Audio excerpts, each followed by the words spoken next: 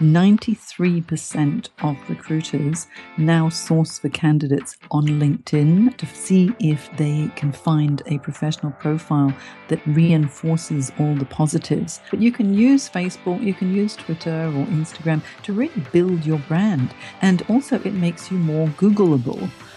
Let's go! Hello and welcome to the Brand New You Show, the podcast dedicated to helping you build your personal brand. We meet here each week to learn how building your brand can help you grow your influence, amplify your online reputation, and ultimately impact your career. I'm your host, Ryan Roten, and today we're going to start off with a question. Do you feel stuck in your career? Or are you in the middle of a career transition? If you answered yes to either of these questions, then my friends, you are in luck because today's guest is Jane Jackson. Jane is an author, podcaster, and a career management coach who specializes in career transition coaching. With over 15 years of experience, Jane has provided career transition coaching to over 1,000 business professionals across Australia, Singapore, Hong Kong, and Europe. Jane is passionate about helping executives through the emotional roller coaster of a career change, while at the same time working with them to create a roadmap to their dream career. She also hosts a career podcast called Jane Jackson Careers, where she provides career advice and interviews inspiring entrepreneurs. Jane's book, Navigating Career Crossroads, How to Thrive When Changing Direction, is an Amazon #1 bestseller and will help you confidently take control of your career and secure your dream role in 7 essential steps. Jane, it is my pleasure to welcome you to the Brand New You Show. Oh, thank you, Ryan. It's such a pleasure to be here, and thanks for such a lovely intro. Yeah, no problem. Let's get into this. But before I start talking to you about your book, Navigating Career Crossroads, How to Thrive When Changing Direction, I have one question I like to ask all of my guests as we get started. But if you could vacation in only one place, where would you go? Oh, well, in a heartbeat, I would say Singapore. Okay. Yeah, even though I've lived in Singapore in the past for almost over 18 years, it's still one of my favorite cities. And the reason why is because when you're in Singapore, it's just a hop, skip and a jump to so many other countries. If you decide to go a weekend away, say to Vietnam or to Cambodia or anywhere else, it's not far. And in Singapore itself, it's a melting pot of cultures and there's so much to do there now. The food is amazing. The shopping, I mean, that's a national pastime, shopping. And I love shopping, you know, one can never have too many shoes, Ryan. So Singapore is my #1 destination. All right, Jane, let's get into this. Let's start talking about your book. My first question I'd like to ask is, what inspired you to write a book? Okay.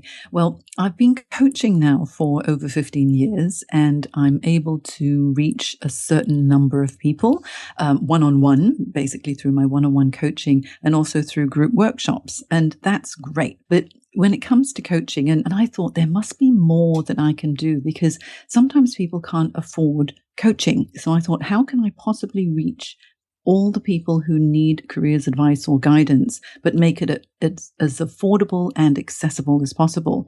And so I thought, well, a book would be great. And it helps me with that mission to make careers guidance available to all. Yeah, and it's a very good book, very well written. I have gone through it myself. When you wrote the book, who did you have in mind? Who were you writing the book for? I think you alluded to it just a minute ago, but who is your ideal audience? Yeah, my ideal audience would be anyone who's feeling a little bit stuck in their careers at this point in time.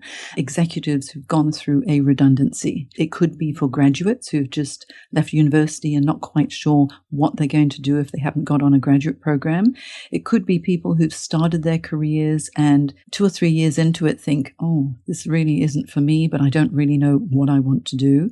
And then for even midlife career changes as well, because the book takes you through the entire transition process from what is it that I want out of my life? And, I might feel a bit nervous about making a change, to Z, which is onboarding into your new role, hopefully a dream role. Right. And you, I will say, you very cleverly referred to your 7 steps as careers, and you walk the reader through each of the 7 steps in sequential order. And one of the things that I found intriguing about the book as I started to read it is I had Richard Kirby on, who's also a career coach. And Richard wrote a book as well, and he started his book off in kind of the same manner you did, which is addressing a person's mindset. So can you explain to us how important is someone's mindset as they're going through or getting ready to go through a career transition? The mindset is the number one priority, because if you haven't got the right mindset, you won't be able to confidently market yourself. You won't believe in yourself, and you won't really have the capability of being able to overcome any of the challenges that will occur as you're going through a career transition. And so if you're able to assess really what's most important to you, have a high level of confidence, and know that you can develop that resilience and self-reliance so that when the challenges come up, you will be able to overcome it. And it's not the end of the world if something doesn't quite work out, then you'll be able to bounce right back again. And career transition, it's such a roller coaster. Sometimes it works, sometimes it's a big challenge, but it's that ability to be able to pick yourself up again and think, okay, if that didn't work, what am I going to do next? What else could I do to ensure success? Now, there's a lot of things. I think when you talk about redundancies, there's a lot of mindset issues and things that come into play. And I think one place where people probably take the biggest hit, if you will, and I'm using, air quotes when I say that, is in their confidence. How much of a role or how big of a role does confidence play in someone's ability to be able to make a successful career change? A huge, huge role in the career change process, because if you don't have confidence, it means that you've got that self-limiting belief sitting on your shoulder, telling you, talking to you every morning saying, you won't be able to do it. You're not good enough. You're not going to be able to overcome any difficulties. And so you need to build up self-confidence. And what I found is what tends to hit individuals' self-confidence levels is stress. And if you're going through challenges at work and you think, oh, really, I don't want to be here anymore, or if you've been hit with a redundancy, it's a very stressful situation, because career change is one of the major stresses in life. It's right up there with, death and divorce and maybe moving country or moving city or being removed from something that you're familiar with.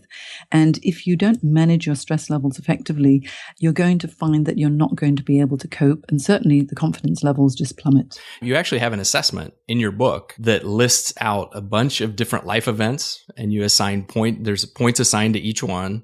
And then at the end, you can actually assess how much how high your stress level is and how it's impacting you personally, so that you can then begin to manage that stress. And you list a few steps or ways that people can manage stress. So can you give us a couple of those methods? Yes, definitely. When it comes to stress, sometimes people just shut down and they withdraw within themselves. And that's quite a dangerous thing, because whenever you have a problem, if you share it, as the saying goes, it's a problem shared is a problem halved. So make sure that if you are feeling stressed, don't bottle it up. Share it with someone, with a trusted source, someone who you like and you trust, and you feel that you're in a safe place when you're talking to them. Someone who's not going to judge you. There are the Debbie Downers, and then there are people who make you feel really good and the people who make you feel not so good. Choose someone who you feel really comfortable with. Share your concerns, because just talking it through sometimes can help you to realize that, it's not so bad. As we're going through this transition, obviously we need to regain or build back up some of our confidence, and stress obviously plays a role in keeping that down. So we need to manage that as well. But at some point, everybody's going to hit a point where they now have to begin to assess what makes them tick as they start to look about, okay, what am I going to do now? What am I going to do next? How do you suggest people begin to assess what their dream job might be? That's such a good question, because this is where I tend to spend a lot of time when I'm coaching individuals. So first of all, they've got to assess exactly where are they in their lives at this point in time. And taking something like what I call a life inventory is a wonderful thing, because a life inventory will assess where you are right now in your career. What have you done? What's your physical environment and how conducive is it to working effectively? Where are you when it comes to your finances? Where are you in your relationships? Do you have positive working relationships as well? And so once you've assessed all of that, you'll be able to take stock of where you are in your life at this point in time, and you'll start to think what might be possible and might not.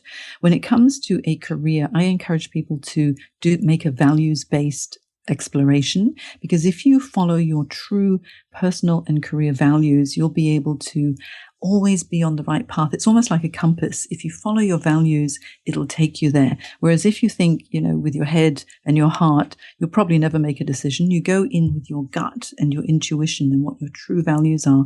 That will propel you forward. You need to also assess, what are your motivators? What are your demotivators? And they can be a whole variety of things. Perhaps it's what motivates you is being in a really positive team environment. Or maybe what motivates you is a very short commute to work. So that's important. So you've got to think of your motivators and demotivators. You need to assess also, where do your skills lie? What are your qualifications? What knowledge do you have? And what are your personal traits? Because that's what employers are going to be looking for. They're going to hire you because you solve a problem. So do you have the skills and knowledge to actually tackle that problem as well? And once you've done that, you can actually identify what's transferable and what's not if you're thinking of making a big change. Then you need to assess what might be your dream role.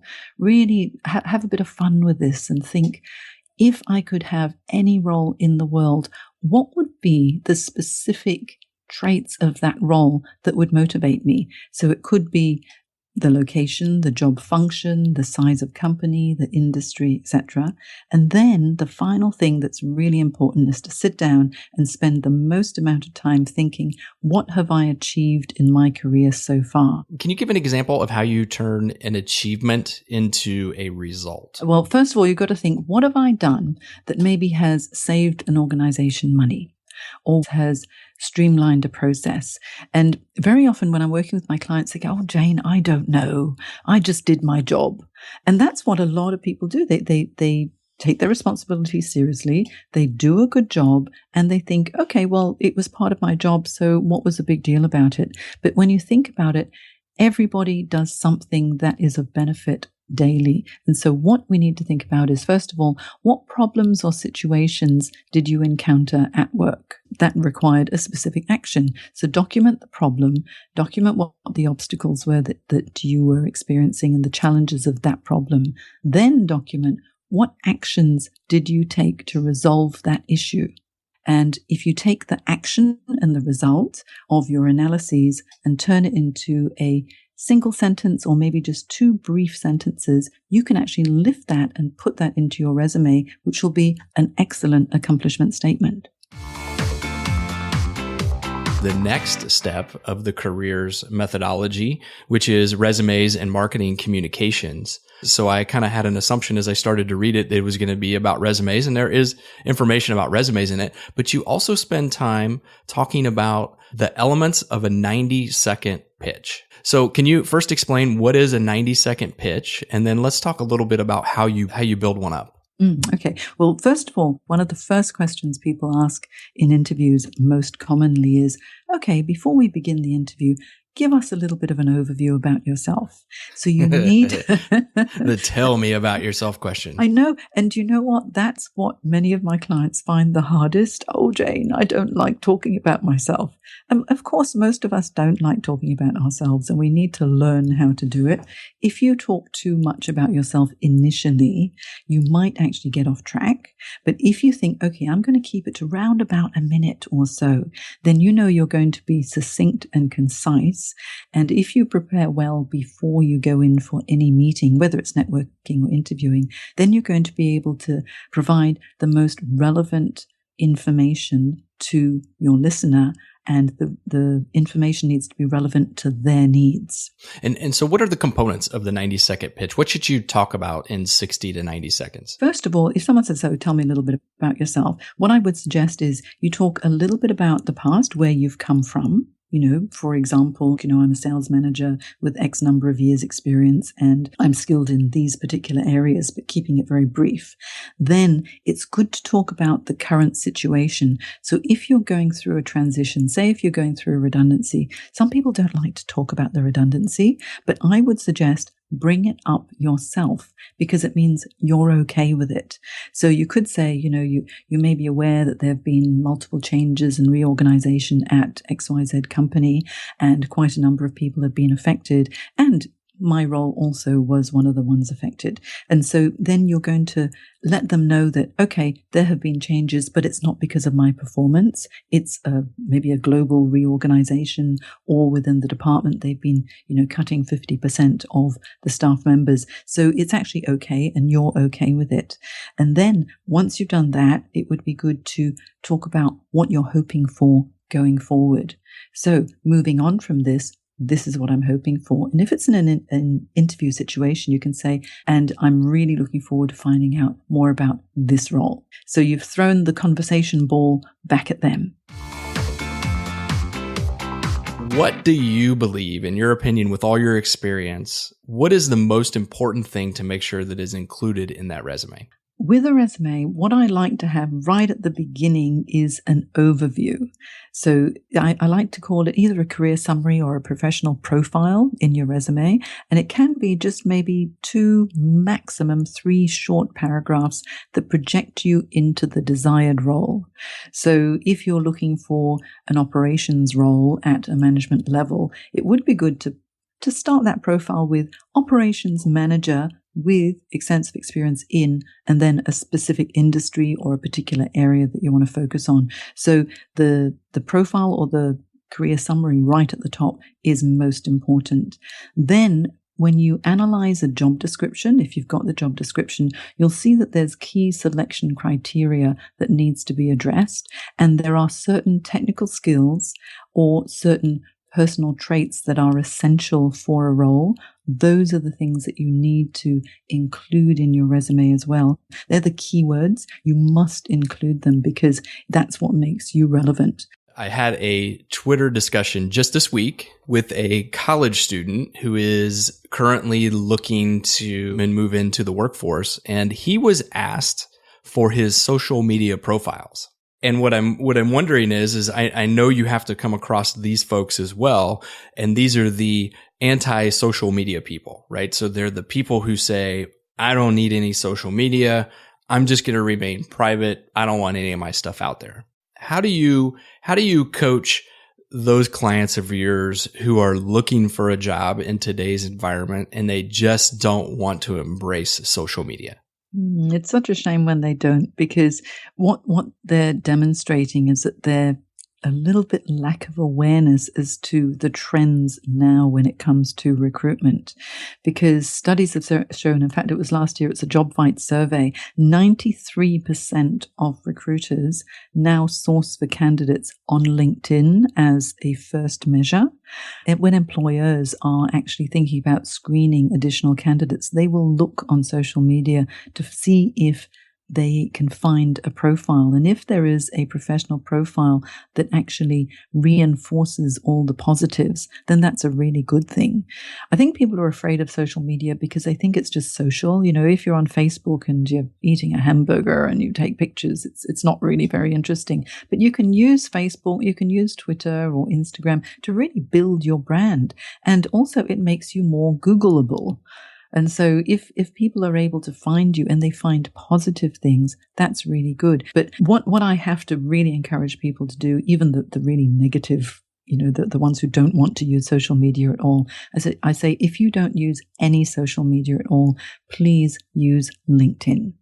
Because LinkedIn, it's the most important site to be found when it comes to your careers. So we definitely need to be on LinkedIn, and we also need to be Googleable. That's my word of the day now. I'm gonna borrow that word. Googleable. It just slips off the tongue so nicely, doesn't it? Now, in addition to being Googleable, we also need to be able to express our professional image. Can your professional presentation undermine your credibility? Oh, 100%. Definitely. Just think, if when you're walking down the street, and don't tell me that you don't, because I know we're all judgmental as human beings. You're walking down the street and you see someone walking towards you, and maybe they're wearing something that's way too tight or too revealing. You think something. I'm not going to say what you're thinking, but you'll think something, right? You're forming an opinion of that person.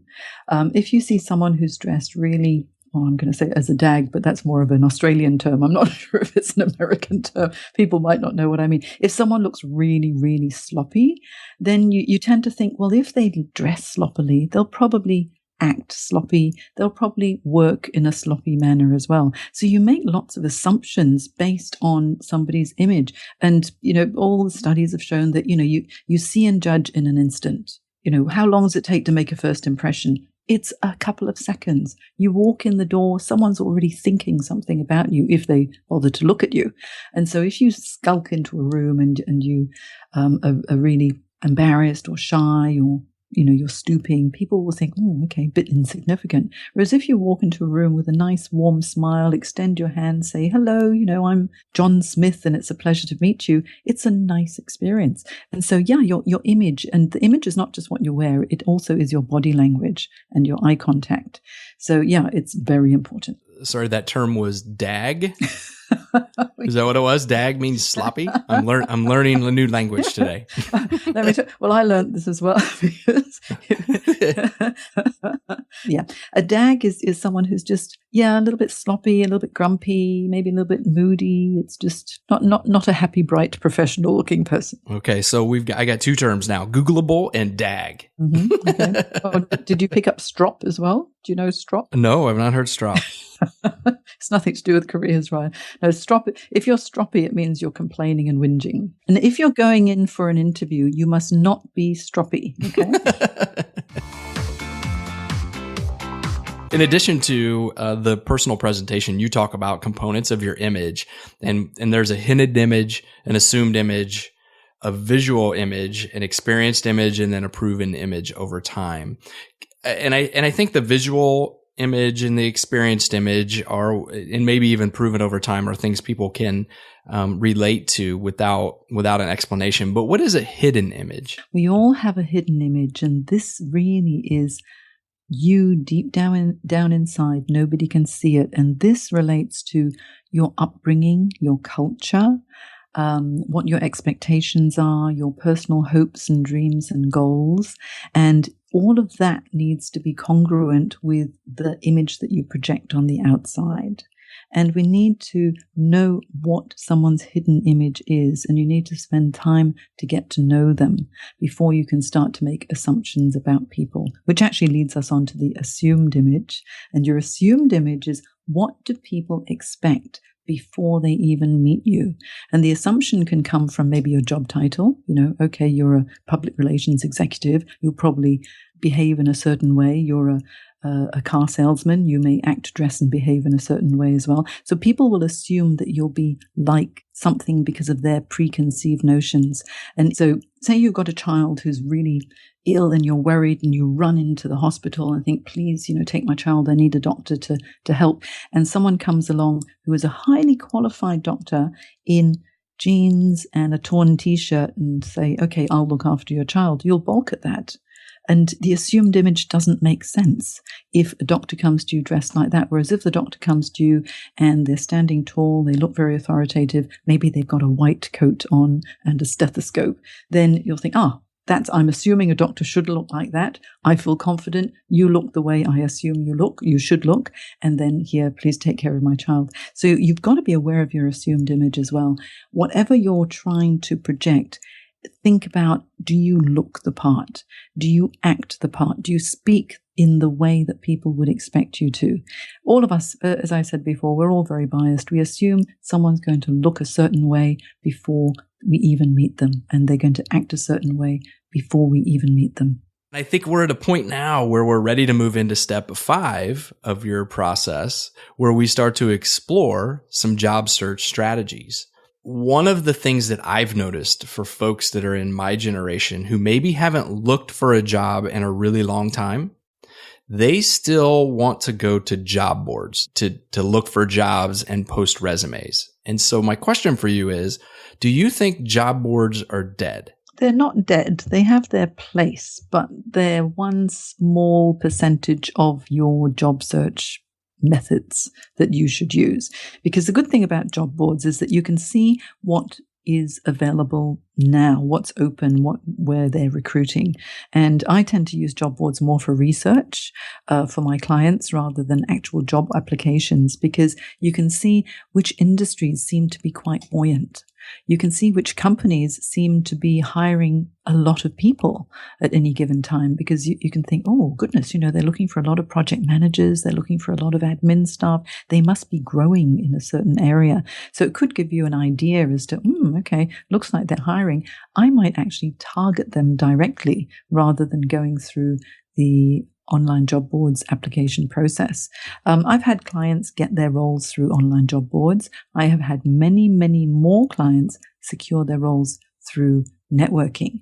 But if you're going to use online job boards, the way to use them most effectively is to, first of all, search for exactly what you're looking for. And if a suitable role comes up, go through the JD, the job description, in detail, and then have a look and see how high a percentage match you are. If you match, I'd say about 65%, then maybe this could be a role that you could do, but have a look and see what are the essential requirements. If they need an MBA or a PhD and you don't have one and they say essential, then it's unlikely that you're going to get screened in. If they say something would be preferred, it means it's preferred, but it's not necessary, because they're not sure if they're actually going to get someone with those skills. Then give it a go.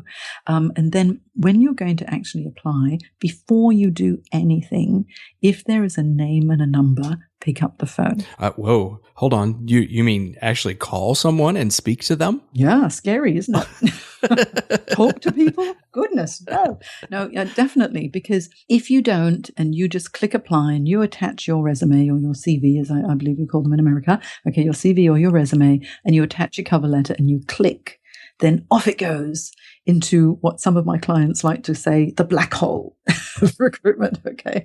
And then you may or may not get a response. But you see, everybody does that. A lot of people might be looking for jobs in their lunch hour and they think, I'll just quickly, just attach my resume and shoot off 105 applications and nothing happens. And why doesn't it happen? And it's because you haven't gone the extra mile. There are so many resumes that get filtered through. And earlier I said, on any given day when I was recruiting and I'd place a job ad, overnight I might get 200 or 300 applicants. Depends on the role, of course. And it's really hard to screen all of those roles. We've only got a certain amount of time. And what happens when you go through the system is that many of the in fact, just about all of the job boards, they actually have a scanning system. And so it automatically scans the resumes and apportions them a percentage match according to the keyword hits. And so if you've got enough of the right keywords in your application and your cover letter and your professional profile and experience, you might have a higher percentage match. And if you've got a higher percentage match, there's more likelihood that your resume will get read, but there's no guarantee. More of a guarantee is if you pick up the phone, horrors, and call somebody and say, hey, I've seen that there was this, you've been advertising this position. I'm really interested in this role because my skills and experience actually are a really close match to what you're looking for. Could you give me a little bit more detail about the role? Because I want to make sure that I am a good match for you. And if you have someone on the end of the phone, it's a human being. You're developing a relationship. It's one very good touch point.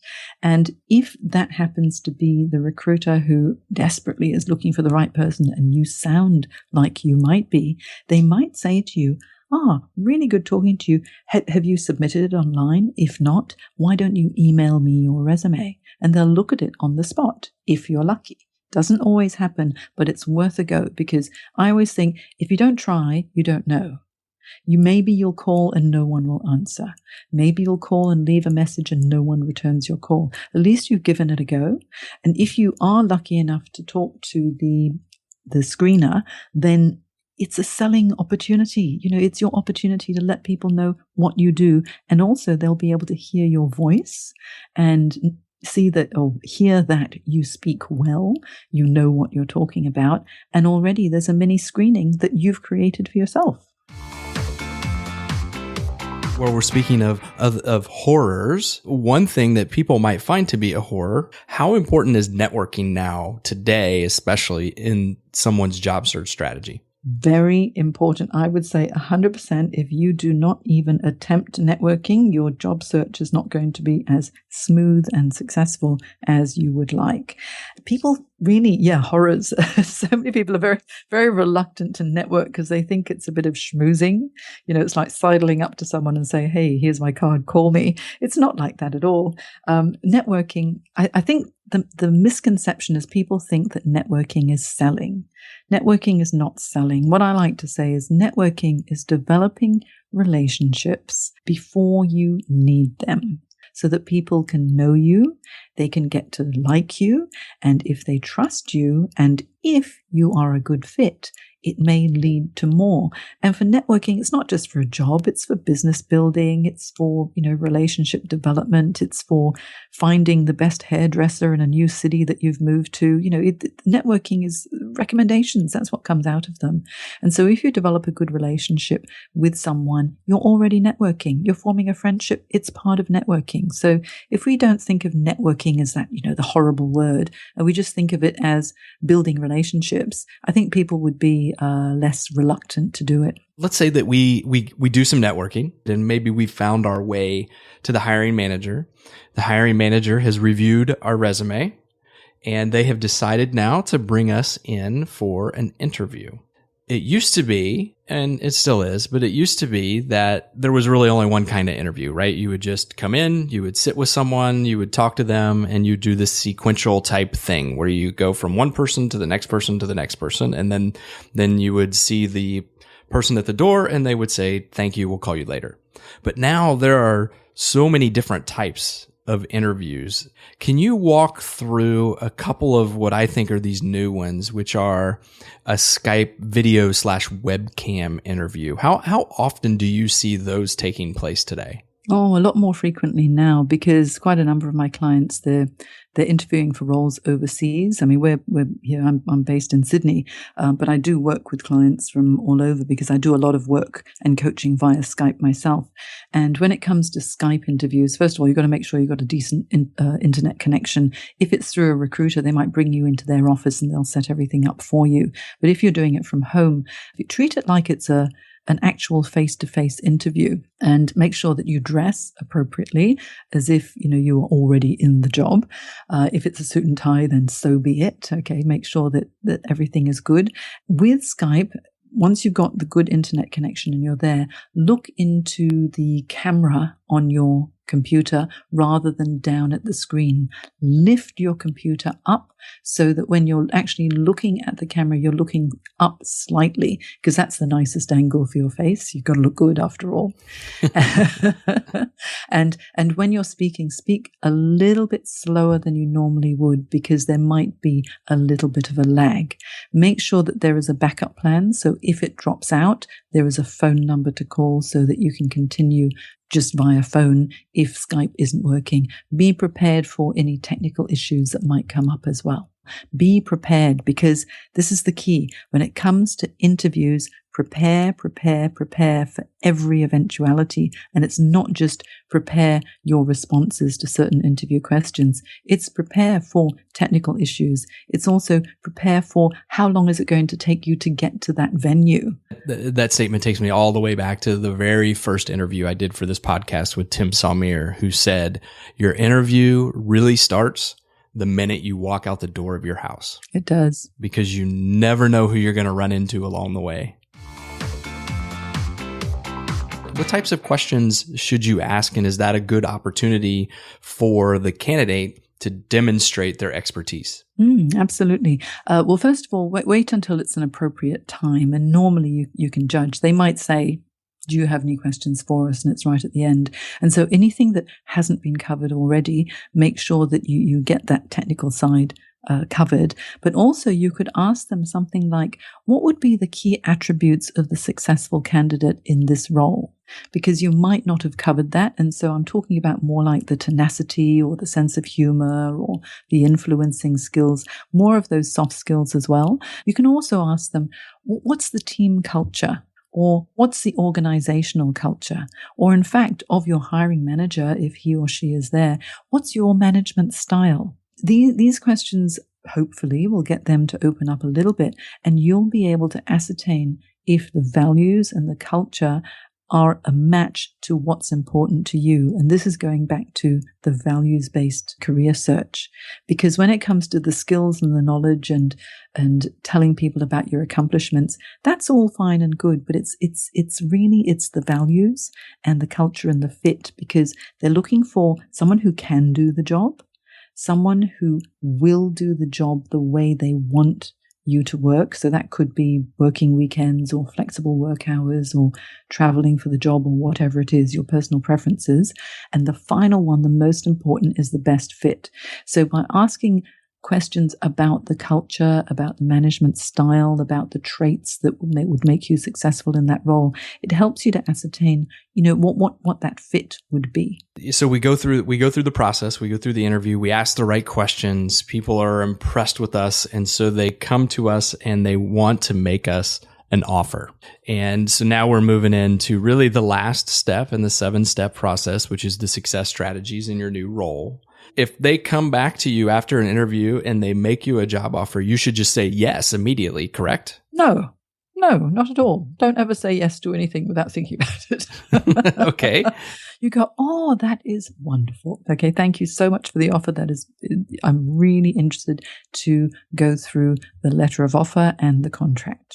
Because say if they make you an offer on the spot and you're at the interview, you're going to be so excited that everything you hear is going to sound so good, because all you remember is, we'd like to make you an offer. And so you need to be able to have a little bit of a cooling off time as well. So don't say yes immediately. Just say that you're very excited. You're looking forward to going over the contract and the letter of offer, because there may be some things that you would like to negotiate. What is the right way to open up a negotiation with a potential employer? Okay, so once you've had some time to go through your contract or the letter of offer, if there are some areas that you really are hoping for, maybe higher compensation or more flexibility or whatever it might be that you want more of, then you need to find out if there is room for negotiation. And so what I always suggest is make sure that you decide what is your walk-away point before opening up negotiations, because you don't want to go in there without being well prepared. Because if the offer as it stands is not acceptable, and you will definitely walk away if there is no leeway at all, you need to make that decision before you start talking, because you'll start to oscillate. And if you're someone who isn't used to negotiation, it's really quite an anxious time. And I'm hoping that you have already done your research with regard to the salary levels in that particular industry, in that city, wherever you are. So you're not asking for the moon unreasonably. Then you can go back to them and say, thank you so much for the offer. Can you let me know, is there room for negotiation? Now, they might ask, what would you like to negotiate? Which gives you the clue that, there might be a little bit of leeway here. Or they might say, I'm really sorry, but our hands are tied. It's at this grade, and that's, the offer is the best that we can do. So you will have decided at that point whether you can say, well, thank you so much, but after consideration, I'm unable to accept this offer. But if there is room for negotiation, then please try and set a face-to-face meeting.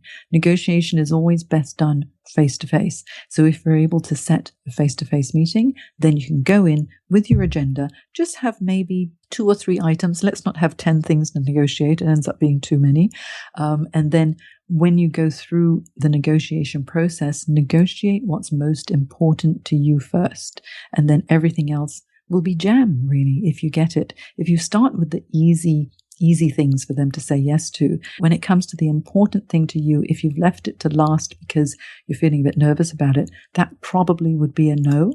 What I would rather you do is negotiate the important thing first. If you get that as a yes or a compromise, then everything else will be really the additional jam on the piece of bread. How do you weigh multiple job offers? And then secondly, should you play one job offer off of another? There'll always be one that you prefer. And the one that is your chosen one always comes last. The offer always comes last. So you get the offers for the ones that, you think, oh, it's my second or my third choice first. But you don't want to lose them because you don't know if the dream role is going to come up or not.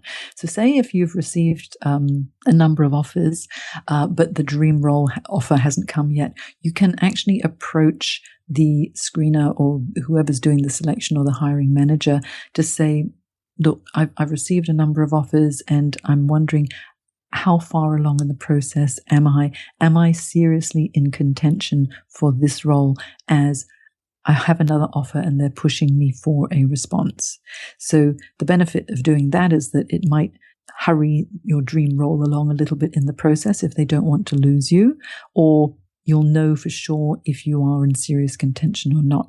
But if you've got 2 or 3 offers and you think, I'd quite like all of them, they're all okay, the way to actually weigh them up is to go back to, I have my dream role assessment that we mentioned early on. If you go through, job location, job function, size of company, compensation base, perks of the role, all of those things that are tangible benefits to you, and then compare one with the other. How important are each of these aspects to you, and how closely does each of these offers match what I want? You can actually apportion a number to each one, as to say 0 to 10, with 10 being perfect. And then you'll be able to see quite systematically which role actually is the most suitable for you without getting really emotional about it. Then you need to look at the intangible side, such as the corporate culture, the personality of the boss, the team environment, things like that are important to you. Which one fulfills that the most? Because that's going to be where the true job satisfaction is. It's amazing how at this point we have now come full circle. We're right back kind of where we started, minus the stress and all that. But we're back at the, assessing what's right for you step, where you've already decided, because you took the life inventory, these things are important to me and these things are not. And while we were doing it before to assess what we thought we might want to apply for, now here we're doing it again, but this time to determine what job we might actually take. You see, there is method in my madness, Ryan. Jane, I tell you, I have learned a lot during our conversation, and I'm sure a lot of those listening today have learned a lot as well. For those who would like to learn more, can you give us the best ways for them to get in touch with you and to pick up a copy of your book? Oh, thank you so much. Well, first of all, my website is janejacksoncoach.com, and I'd love you to hop onto the website because I have a lot of interesting information there. I've got blog posts. I've got free ebook downloads on how to find the job you love. A lot of free stuff. And then I also have access to a link there. If you just go to navigatingcareercrossroads.com, that's actually the direct landing page for my book. Or you can just go to amazon.com, look for Navigating Career Crossroads, and you'll find it there as an ebook or as a paperback book. If you want to email me directly, I'm Jane at janejacksoncoach.com. And please follow me on Twitter. My handle is Jane Career Coach. And she does respond. I'm a voucher. Oh, yes. And please find me on LinkedIn. If you just type in Jane Jackson, you're going to find thousands of them. But if you type in Jane Jackson Career Coach, I'll be way up there. So you'll be able to find me there. And I'd be very happy to connect if you send me a personal note. No, just hitting the button then? No, don't hit the button. This is one thing we didn't mention in LinkedIn. If you just randomly click add connections, you'll find that you're not actually going to get that many connections, and they're not going to be real. This is networking, looking for a job, expanding your career. It's networking. So if you're going to approach someone, even though I've given everyone the invitation to connect with me, please send me a note. Tell me why you want to connect. Tell me a little bit about yourself, and then I'll feel that I know you. I'll probably send a response first before I connect to say, nice to meet you. Tell me even more about yourself, and then we can connect. But if it's just one of those generic connection requests, nope, I tend not to respond to them. Okay, Jane, any final thoughts, words of wisdom, or tips, anything you'd like to leave with the listeners today? I would say take a step back, assess what makes you really happy in your life. And the most important thing is believe in yourself and create magic. Awesome. Great. Well, Jane, thank you very much for being a guest today. Like I said, I have thoroughly enjoyed our conversation, and I look forward to staying in touch with you on Twitter. Oh, thanks so much, Ryan. I really appreciate it. And I really enjoy all of your podcasts. Your interview guests have been fascinating, and all of your tips that you provide in the brand new you have been so helpful too. And I know I'll learn a lot from you as well. Thank you, Ryan. Going back to the beginning of this episode, if you're stuck in your career or you're currently in the middle of a career transition, you now have a resource to help you navigate your career crossroad. Get started on your path by taking my free online assessment found at ryanroten.com. The assessment will help you become more Googleable. And remember, while things may be tough now, this is not an excuse for you to be a dag. This crossroad is only temporary, and by following the advice in Jane's book, you can go from being stuck to being hired into your dream job. This assumes, of course, that you're not stroppy during your interview. Thank you, Jane, for being a guest on the show today and for helping us better understand how to navigate our career crossroads. And of course, to those of you listening, thank you for tuning in today. Without you, there would be no brand new You show to listen to. If you're new to the show, welcome. And if you're a long-time listener, don't forget this is a podcast, which means you can subscribe to the show and have each week's episode delivered right to your virtual front door. That wraps us up for today. The show notes can be found on the website at ryanroten.com/Jane Jackson. Until next week, I've been Ryan, and I'm out.